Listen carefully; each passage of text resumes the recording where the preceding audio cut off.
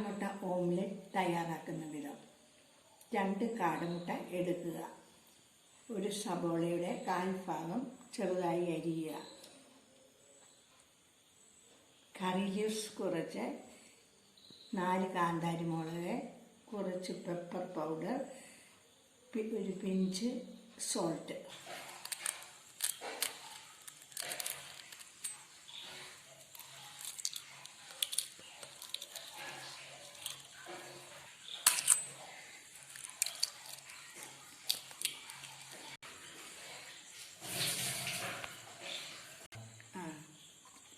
കാന്താരി അരിഞ്ഞത്, സവോള അരിഞ്ഞത്, സോൾട്ട്, പെപ്പർ പൗഡർ,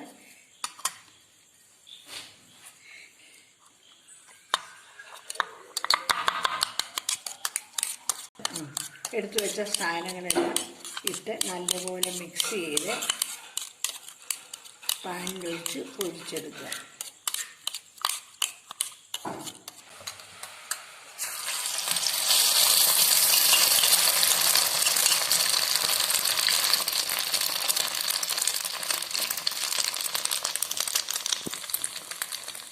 കഴിയുമ്പോൾ മറിച്ചിടുക.